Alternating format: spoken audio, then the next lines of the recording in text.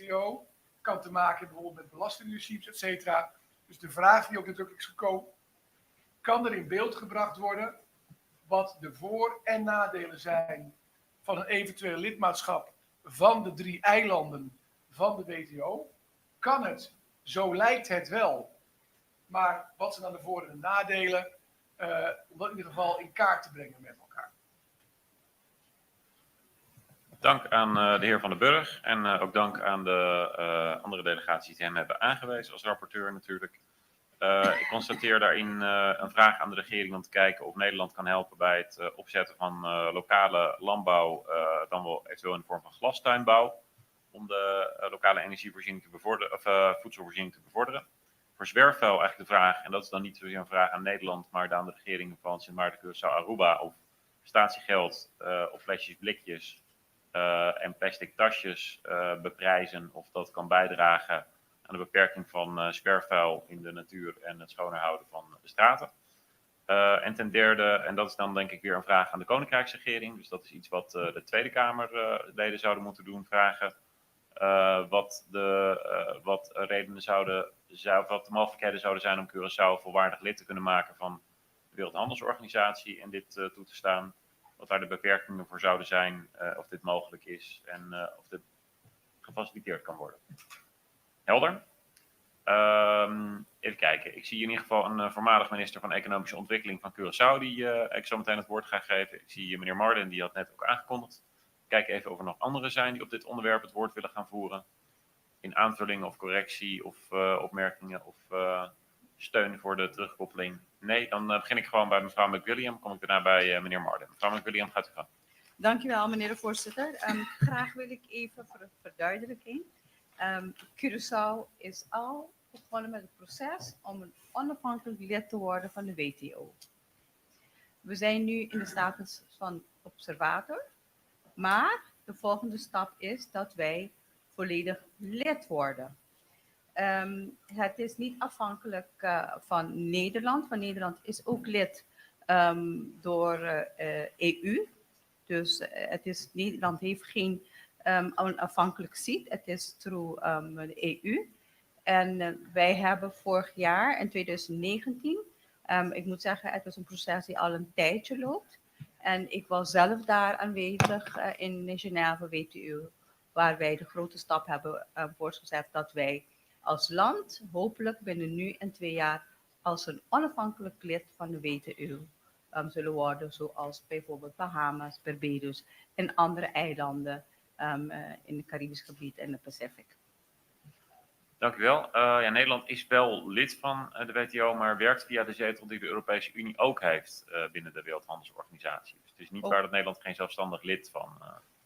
Oké, misschien heb ik het verkeerd geïnterpreteerd, maar gedurende onderhandelingen was het zo overgekomen. Maar ja, dat is het is inderdaad wel de praktijk dat de Unie daar als één blok opereert. En Curaçao daar dan QQ nu natuurlijk geen onderdeel van uitmaakt. De vraag is, hoe is het mogelijk? Hoe is het mogelijk? Want ik weet dat er zullen leden vragen, hoe is het mogelijk? Het is mogelijk omdat wij een separate douane-unie hebben. We hebben geen een douane-unie met het Koninkrijk. Dus ieder land heeft een separate douanesysteem. Ja. Oké, dank u wel. Misschien, wat zou dan datgene zijn wat gevraagd zou moeten worden aan de Nederlandse regering, zeker de Koninkrijksregering? Sorry, kan je dat herhalen? Wat zou dan de vraag zijn aan de Koninkrijksregering? Nee, ik zou nu gewoon vragen aan de Koninkrijksregering om gewoon mee te werken totdat wij een volledig lid worden van de WTO. Zoals andere landen het nu ook aan het doen zijn.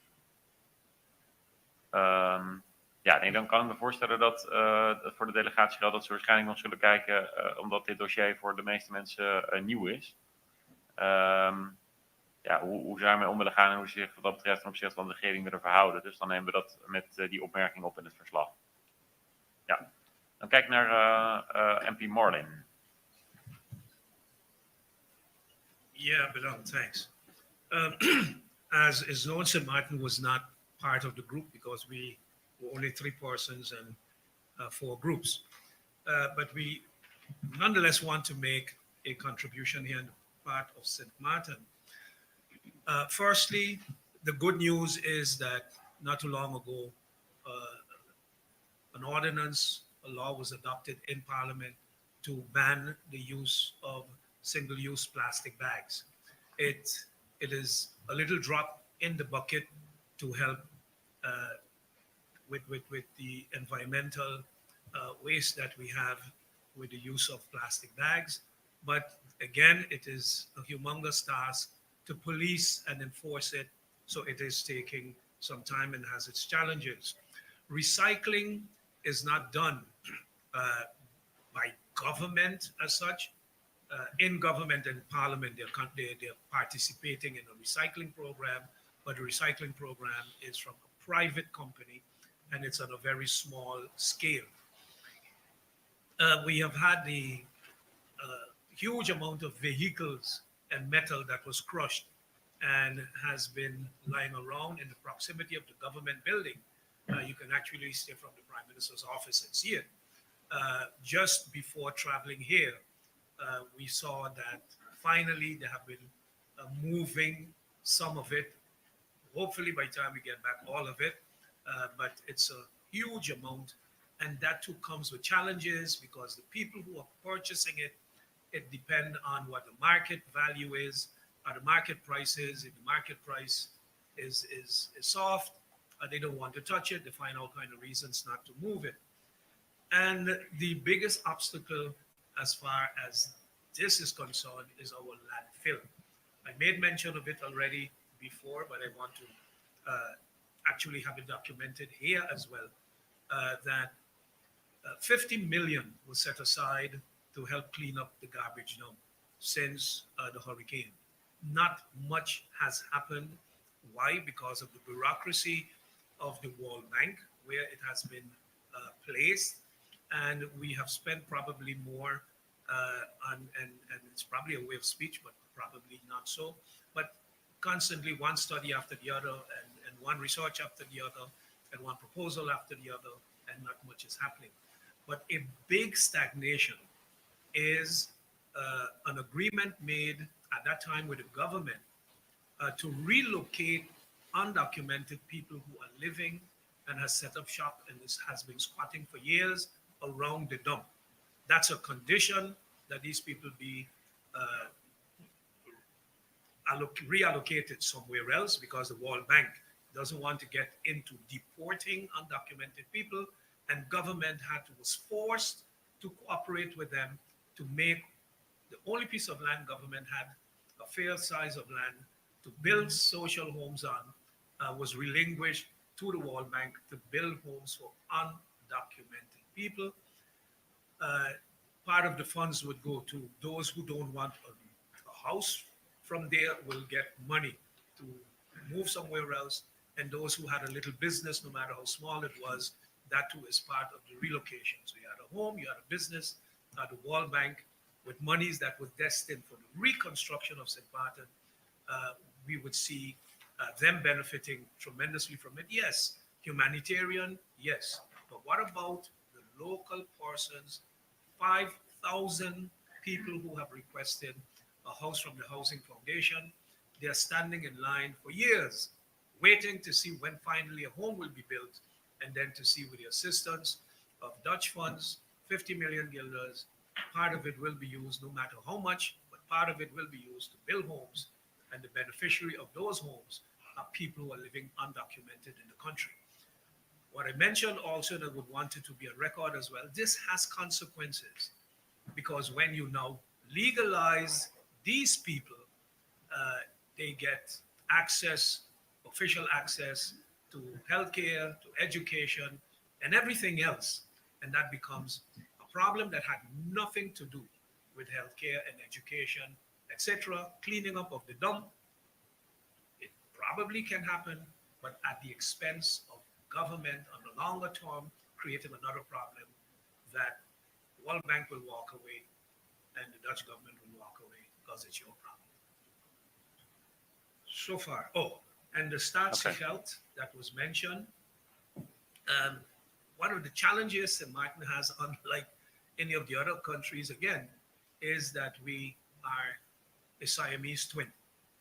We share 37 square miles with the French side, and there is no border in terms of controlled border. People move from one side to the other side, and implementing a Stasi Health in St. Martin would have consequences because of the free movement of goods and people between French and Dutch St. Martin. Understood. Ja, thank you very much for that. En daarmee kunnen wij door met het volgende groepje. En die hebben zich gebogen over SDG 13, klimaatactie. Stijgende zeespiegel, bescherming tegen water. Die is voorgezeten door Curaçao. In deze zaal heeft deze groep vergaderd. En ik weet even niet aan wie ik het woord mag geven voor de terugkoppeling vanuit deze groep. Er wordt gewezen naar... Is dat de heer Mansour? Ik kan het even niet... Nee, Kroes. Mevrouw Kroes. Mevrouw Kroes, gaat u gang. Dankjewel, voorzitter. Voorzitter, in de SDG 2030-agenda wordt de rol van de parlementen duidelijk vermeld. Onder andere dat we als parlementen de duurzame ontwikkeling moeten stimuleren. Door de SDG's om te zetten in wetten, nationale begrotingen goed te keuren. En ervoor te zorgen dat onze regeringen verantwoording afleggen door toezicht te houden op de uitvoering. En de vooruitgang bij het bereiken van de SDG's tegen 2030. In onze werkgroep werd herkend dat bij elke partner er diverse ontwikkelingen zijn, maar ook grote uitdagingen om aan de nodige SDG-verplichtingen te voldoen. Voor de eilanden liggen de uitdagingen voornamelijk bij de implementatieplannen, expertise en financieringsmechanismen voor de projecten ter bevordering van deze acties. En dit is eigenlijk de goede basis die we nodig hebben voor de nodige uitvoering van de 2030-agenda. Ook al nog de uitdagingen per land verschillend zijn, is het wel merkwaardig dat de meeste eilanden toegang tot internationale fondsen herkennen en willen graag het proces tot deze financieringsmechanismen bevorderen. Vooral voor wat betreft de Europese fondsen die beschikbaar zijn in de nieuwe multifinancieel kader voor 2021 tot 2027. En hierdoor willen de partners ook als afspraak de regeringen oproepen om zoveel mogelijk samen ambitie te tonen en samenwerken op het gebied van klimaatactie en adaptatie, gezien dat het klimaat uitdrukkelijk impact heeft op de algemene ontwikkeling van de landen. Dank u wel. Heldere, beknopte terugkoppeling en met logische punten ook. Ik kijk eventjes of er mensen zijn die daar willen aanvullen of reageren. Ik zie wederom de heer Van Hattem. Zijn er nog anderen? Nee, dan is het alleen de heer Van Hattem. Gaat u gang. Ja, dank voorzitter. Ja, mijn opmerking sluit eigenlijk een beetje aan bij de opmerking die ik eerder heb gemaakt over de risico's. Waarbij bij klimaatactie de landen in een positie worden gedwongen. Waarbij ze achteraf misschien met heel veel maatregelen te maken zullen krijgen. Die vaak voor de eilanden misschien zelf lastig zijn. Ik noem bijvoorbeeld het verbod op verbrandingsmotoren, waardoor heel het wagenpark moet worden omgeschakeld naar dure elektrische wagens, et cetera, binnen een bepaalde termijn. Dus daar zou ik echt wel voorzichtig mee willen zijn om daarop door te pakken. En daarom hebben we in dit gesprek ook gezegd van we moeten vooral kijken naar klimaatadaptatie. Hè, daar, los van het feit of het vanwege het klimaat is of vanwege weersomstandigheden. Adaptatie is altijd goed om daar rekening mee te houden en daar ook de juiste expertise voor te vinden om de negatieve effecten voor de eilanden zoveel mogelijk te kunnen beperken. Dank u wel. Iedereen kan zijn eigen inzicht aangeven natuurlijk. Ik kijk eventjes of we daarmee dit blok naast van klimaat ook kunnen afronden. Of dat mensen daar toch nog iets over willen zeggen. Nee, dan komen we bij de vierde groep, het leven in water. En daar gaat het over het leven onder water, koraalzeedieren en bescherming en ook over visserij. Oftewel, we gaan van land naar water. Dit was de groep die in zaal 6107 bij elkaar kwam. Ik geloof dat mevrouw Kuik die heeft voorgezeten en die gaat ook terugkoppelen. Ja. Ja. En ik denk dat ik het doe omdat ik misschien wel de meeste wateren van het Koninkrijk onder water heb meegemaakt. Vast Maar ik ben nog niet deze shark taggen zoals MP Gumps dat wel heeft gedaan. Dus ik heb nog een paar dingen op mijn bucketlist. Maar zover de informele introductie. Ik denk dat we 1 afspraak met elkaar hebben gemaakt. Maar waar het feitelijk op neerkomt dat we allemaal erkennen dat we tot grote uitdagingen staan. Niet alleen door de opwarming, maar ook door wat mensen zelf de zee aandoen. de zee is een belangrijke bron van inkomsten, toerisme, broodwinning door visserij. Maar op het moment dat we daar niet een balans in weten te bewerkstelligen, dan wordt het uiteindelijk letterlijk de dood. Zowel voor de economie als mensen die nu overleven van die zeeën, of het nou door bevissing is of door toerisme. De uitdagingen zijn wel immens. Bijvoorbeeld door gebrek aan geld om ook echt goede stappen te kunnen zetten of compensatie neer te zetten of goede faciliteiten zoals recycling, afwateringssystemen, dump, maar ook goede riolering die kwetsbaar is met grote gevolgen. Uitdagingen zijn ook het tot stand laten komen van adequate wetgeving, wat in nog niet alle landen voldoende op orde is. En waardoor het veel blijft hangen in voornemens in plaats van harde wetgeving.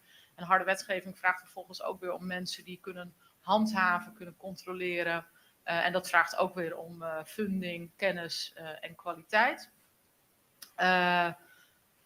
En dat herkennen we aan alle kanten van de oceaan. Hè? En ook, dat geldt ook voor overbevissing. Want het is makkelijk om te zeggen, u zult niet meer vissen. Maar als dat de enige bron van inkomsten is, bovendien ook al een cultuuraspect van jaren. Dat geldt voor de IJsselmeer aan onze kant. Maar dat geldt ook voor de vissers in de landen. Dus het vraagt om slimme acties, hoe je dat doet. Wat hebben we nou concreet afgesproken, voorzitter, is vooral kijken van hoe kunnen we milieu, klimaat, maar ook het onderwaterleven wat meer urgent op de agenda zetten. Ook als we het hebben over de landspakketten gaat het vaak over financiën. Maar als de infrastructuur die ervoor nodig is om de economie te laten groeien bedreigd wordt, dan falen we eigenlijk allemaal. Dus het is meer een belofte naar elkaar om dit hoog op de agenda te blijven zetten en ook aandacht voor blijven vragen in onze verschillende parlementen. En daarmee zijn we geëindigd en worden natuurlijk expliciet telefoonnummers uitgewisseld om ook kennis en kunde met elkaar te delen, ook als het gaat over funding mogelijk maken. Ja, dank u wel. Dus dit is een duidelijke belofte aan elkaar. Wat we waar moeten maken richting de respectievelijke regeringen. Niet iets waar de regeringen nu specifiek toe oproepen. Correct. Helder. Ik kijk of er op dit onderdeel onderwaterleven mensen zijn die opmerkingen of vragen nog hebben. Ik kijk rond en ik zie dat dat niet het geval is. Dus de terugkoppeling was ook glashelder. Daarmee zijn we aan het eind gekomen van deze dag van het IPCO. Ik wil u allen heel hartelijk danken voor de bijdrage in 3 verschillende deelgroepen en de plenaire terugkoppelingen en het meedenken en ook het delen van alle meningen. Mashadanki, Bonocci en een hele fijne avond allemaal. Er zal hard gewerkt worden aan de eerste concepten van ook de afsprakenlijst en het verslag. En ik zie dat, wacht, voordat u gaat bewegen, er wordt hier mij iets toegefluisterd. Wat is dat? Ja, een heel belangrijk punt inderdaad. Het is heel goed dat dat even genoemd wordt. U bent natuurlijk allemaal heel nieuwsgierig wat er net tegen mij gezegd is. Ik ga het zo meteen vertellen. Maar ik pak eerst even de aantekeningen dienaangaande erbij. Nou, het komt erop neer dat Washington Slagbui Nationaal Park te maken heeft gehad met de regen de afgelopen dagen. Dat is omdat het hier vlakbij ligt en wij ook gisteren meer regen hebben meegemaakt dan Bonaire in lange tijd op het dak heeft gekregen. Dus de wegen waarover wij zouden gaan rijden, die zijn dusdanig vermodderd dat het niet te doen is. Dus het park is eigenlijk niet in die mate toegankelijk. Daarom is er een alternatief programma morgen, waarbij wij eveneens door het Nationaal Park worden rondgeleid, maar dan over de andere kant van het eiland. Dus naar de zoutpannen, de slavenhuizen aan de, ik denk eventjes als ik kijk naar de oostpunt natuurlijk van het eiland en de mangrovenwoud aan die zijde van En de Bonaire. omgekeerde kwalletjes. En En de omgekeerde kwalletjes. de omgekeerde dit is dan weer iets wat mevrouw Kuik hier aanbrengt. De ozonkwalletjes. De omgekeerde kwalletjes. De Stinapa, dus het Nationaal Park van Bonaire, gaat ook mee en zal ons daar van alles over vertellen en ook over het natuurbeheer op het eiland. Dit betekent wel dat we morgen nog steeds om 7:15 vertrekken, maar dat we wel een uur eerder, om 12 terug zijn. Dat is voor u ook goed om te weten. Dus morgen 7:15 is het vertrek naar de zoutpannen, de vuurtoren, de slavenhutten en het mangrovenbos op Bonaire.